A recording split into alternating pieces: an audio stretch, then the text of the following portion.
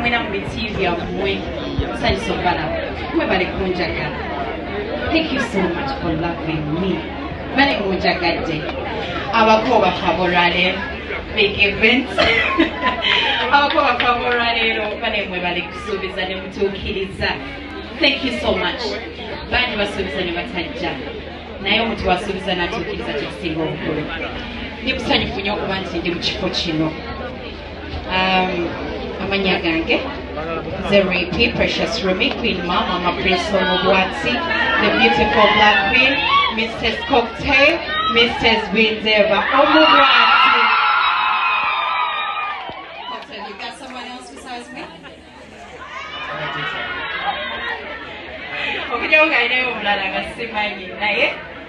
Alhamdulillah, nchali bwomu. Ate situnula kubanga nzizibwako.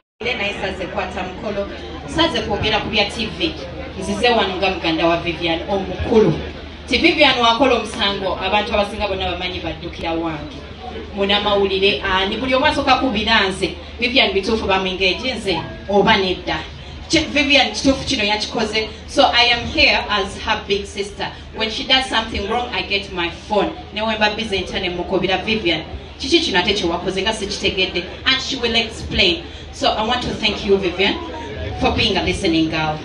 When mugamba anti Vivian kino kyokoze si kituufu agamba remsubiza sigena kiddamu. Weyafuka mwami we bantu bangi bayogera bingi genda bwomanyi because twatondebwa kwogerako ate bw'oba okola bulungi trust me ojja kwogerako. Teri ali wansi gwe boogerako omuntu wa waggulu gwe boogerako buli wosinga ku muntu ayagala kwogereko.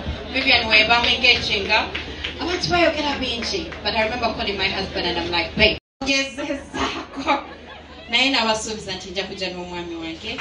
Alhamdulillah ndi n'omwami wange tayogera nze mwogerera banamawulire mumanyiira nze njogerera omwami wange tebamutunuzaamu kamera tebamusongamu mwami wange kabaka mu bwange bw'oba ononkyankalanya songa mwami wange ne maama wange n'omwana wange.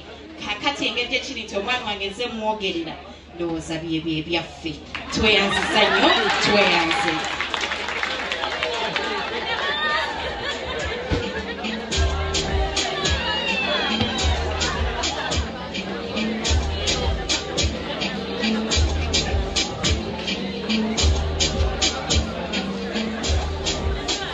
Otyo selector muganda wange bwe twogeranya bw'onoobanga otuuse mu mbeera